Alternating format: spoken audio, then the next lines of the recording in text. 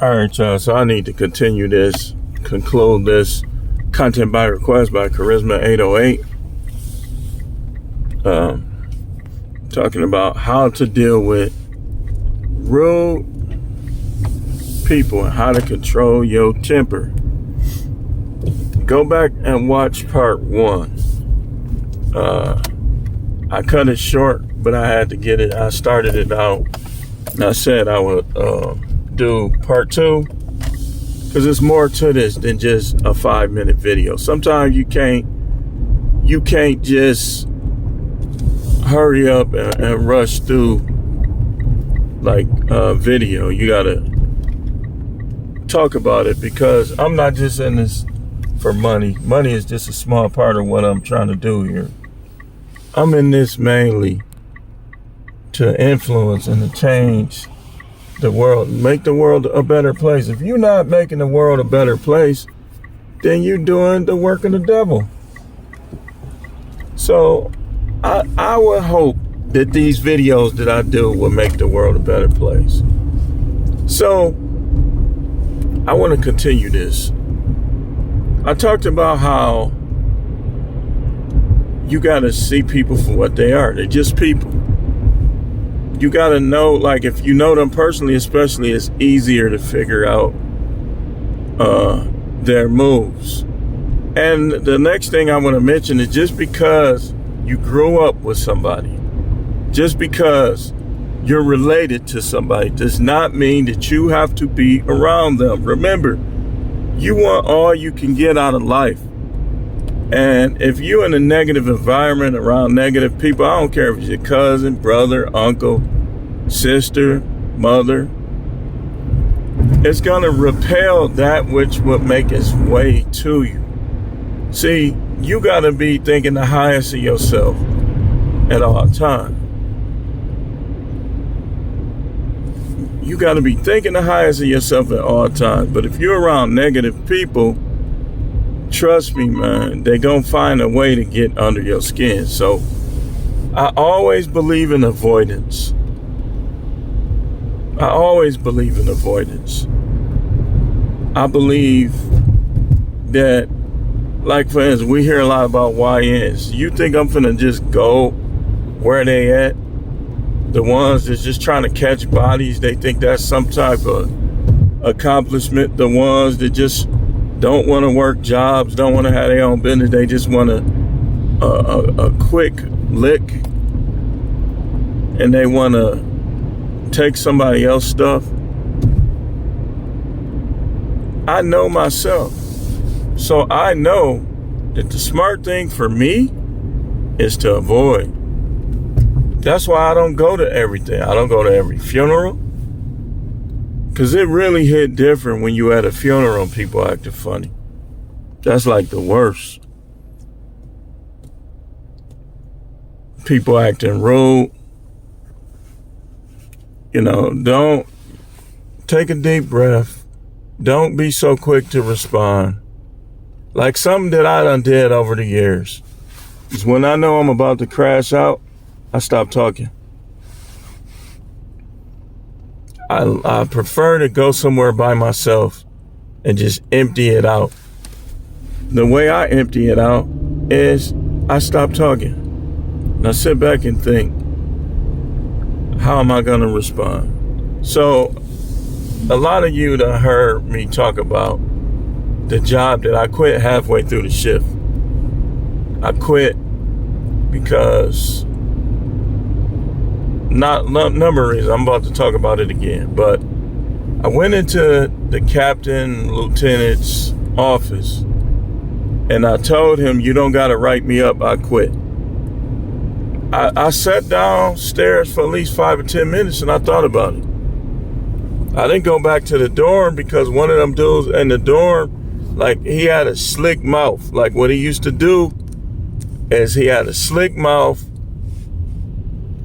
And because some dudes, like when you work in corrections, a correctional officer will tell you, they think that they automatically gonna whoop us, but they also think, I'll just get him fired. So I don't know what this dude was thinking exactly, but I know he didn't know He's not even from here. So he didn't know how this goes in terms of corrections up here. And so he said, man, you act like you was scared or something, man. You shouldn't was supposed to do this and that.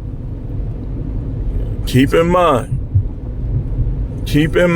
that from the training, from day one, they always told us, the instructors, the lieutenants, whoever was conducting the training, if it's one-on-one, nobody's unconscious, nobody's about to die, let them fight and call it in. That's what they all said. Now, the captain had been there pretty much longer than anybody else, so he was probably more old school. But he wasn't going to have my back if I hit one of them dudes the wrong way and got what we call in corrections liability. Liability is when the subjects can sue you for damages, and you might possibly go and spend some time in jail. So he went against all of his lieutenants and his instructors because he tried to make it like, because I did everything by the book, I kid you not, based on what they teach us, I handled that situation by the book. But I always like to bring up another situation that I had, and I even brought that up as a reference to him, and he couldn't say nothing. I don't know if he was mad because the guy that got beat up, everybody liked him, or he was mad because perhaps he was dating or wanted to date one of the women that responded to the disturbance. Whatever the case may be, he was out of order, out of pocket, because they're trusting their lieutenants and their instructors to teach us the wrong way, and he went against all of them. Everything they had been teaching us, he went against. And I was furious. Because one thing I've never been called in corrections is scary. And it's like with me, I had to get better. Because one thing that makes me angry is when I know I'm right and somebody's acting like I'm wrong. I'm getting better though. I'm getting better. So he says, you ain't do nothing, blah, blah, blah, blah, blah, blah, blah, blah, blah. Now, another thing. They told us if somebody's going back to their bunk, even if they're talking a little stuff, just let them go, right? He was going towards his bunk. I'm following him just to make sure he don't do nothing. He said, you should have gave him a command. No. For him to be there that long, how do I know these things, but he don't? That's like if they got cells. If they go into their room, let him go. You don't hit him in his back. He was acting like he wanted me to hit dude in his back. And another thing possible, he didn't like the guy. He didn't like the other guy. I didn't have nothing against him. I actually liked him because he said stuff to my face. The guy that won the fight. Really, I liked it, both of them, but the guy that won the fight used to say stuff to my face. And that's one thing I respect. And not only did he say stuff to my face, what I look at with the subjects is how they act towards other guards. If they act the same, I respect that. Especially if they say stuff to my face. So he went against all of them. Then the dude was on his bunk. I think he was bunk 44 or something. I said, me and him got into it. I said, man, you don't even know what you're talking about. You're not even from here. Ain't you from like the backwoods? I was basically letting him get to me because I was still amped up over them. I didn't like how they came in. I didn't like that. Like they didn't you don't come in criticizing me in front of them. Because I did everything y'all teach me to do. From the time I came in roll call, I was already upset because he fronted me off in roll call. And he used to try to go easy on the women. So I know all this all in my mind. I told y'all it'd be the same stuff every time. When he said that he was going to write me up, that's when I said, you know what? F dude, I'm not even finna come here no more. They had already been taking, like, mandatory me just because they don't want to mandatory somebody else. I'm there every day. So you got me there every day just to criticize me? No, this is over with. Curtains. Sometimes you got to cut things short so it won't cause your anger to fester, but you got to know when to do it. You got to know when to do it. So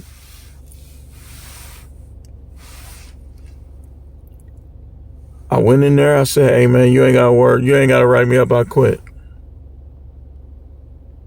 I was done playing that game. Because my peace is more important than money. Money is everywhere.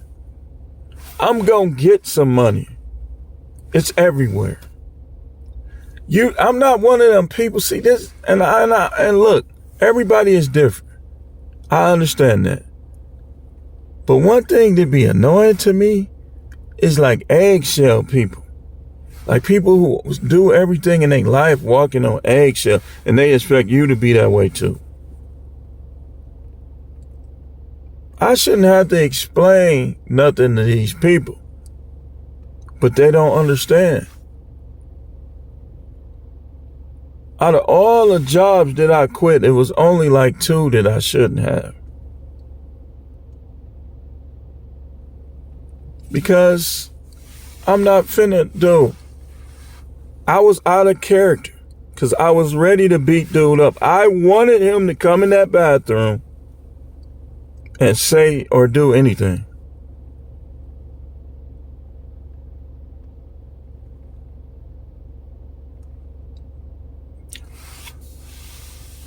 Here, it's like this.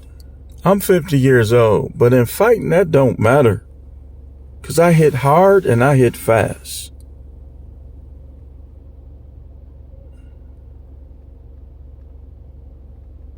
He should be glad I quit. Because if I would have took the attitude like, all right, he want to talk like and just got to dumping them dudes on their head, they would have been like, oh, he a bully, he this, he that. It's a double. See, when you got a double-edged sword, this is another thing in dealing with rude people and your anger. You got to know when you're dealing with a double-edged sword. When you're dealing with a double-edged sword, you got to cut one of the ends off and make it into a handle. Like handle, you get what I'm saying? Handle. If you don't got no handle, you're going to get cut. Because it's a double-edged sword. Where you going to grab it at? You got to make the other end into a handle. Handle it. Handle it. What is your game plan? That's the next thing. Know what game plan you're going to use with each individual. Like, people don't realize that you gotta, like, when you deal with people, you either gonna be one of them people that choose not to deal with anybody at all, which don't work. You setting yourself up, you opening yourself up for the devil. Or you figure out how you gonna handle it. Each individual. Each rude individual, each person that's causing your anger to fester. I talked about yesterday how sometimes it comes down to money. People be forced to deal with people that are more low life, more dirtbaggy, because they ain't got their money right.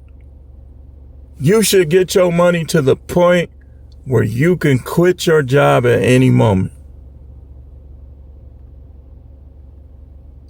You've been there 10 years. If you ain't got 50 G's, 60 G's, then you doing something wrong. You've been there 10 years. That's only $5,000 a year. That's not even $500 a month.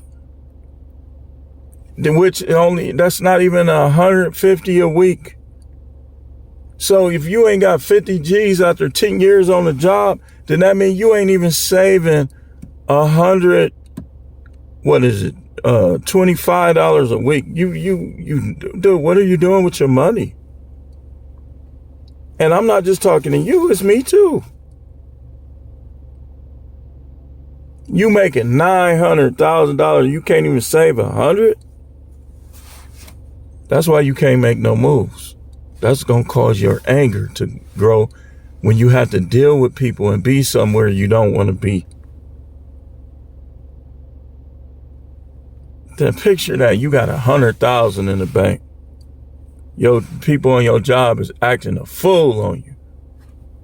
You can go take another job, take you a break, be like, you know what, I'm going to take me a 2-week break. I'm going to go on a little trip. Then I'm going to come back and I'm going to find me a different job. You could do that when you got $100,000. When you living with a roommate you don't get along with and you got 5, 6, 7, 8, 9, 10,000, you can go, boom, pay for another lease. Go move somewhere else. Let him suffer or her suffer on their own. You want to make problems for me? Starve. Get evicted. The next thing is you got to put yourself above them and you got to be willing to cutthroat people regardless of your relationship with them.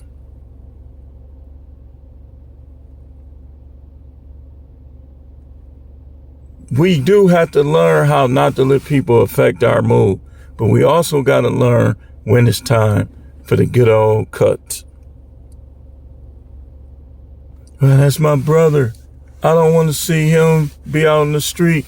He got my nieces and nephews and this and that. But he trying to dog you. He trying to piss on you. Nah. That brother stuff, sister stuff, you try to piss on me. You take somebody's side on me, acting two-faced. Nah. It ain't that kind of party.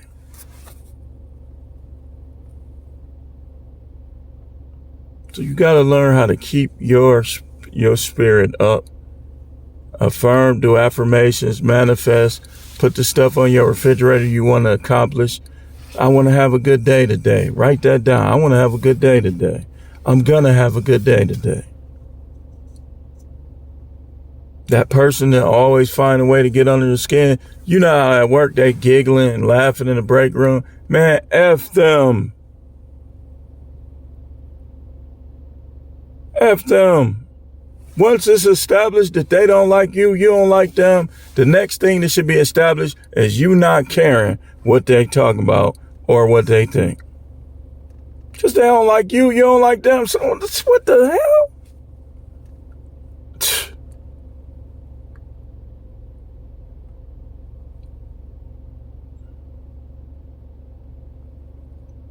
I keep telling you, it be the same thing every time. They make me want to quit and get away from people. It's when I feel I'm finna crash out.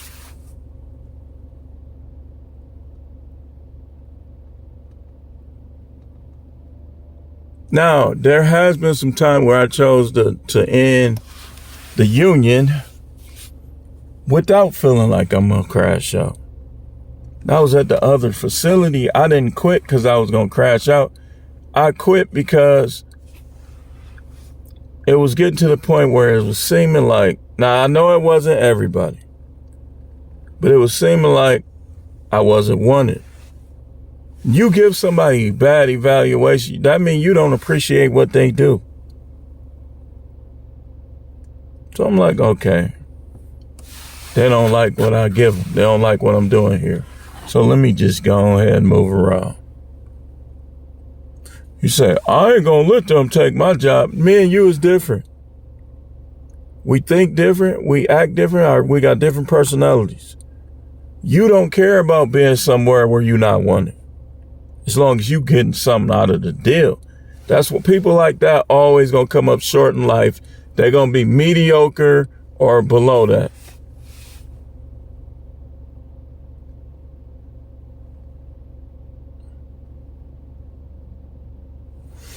But I think I covered just enough. Shout out to Charisma for the content by request. And remember, any of the rest of you, content by request is only $1.99.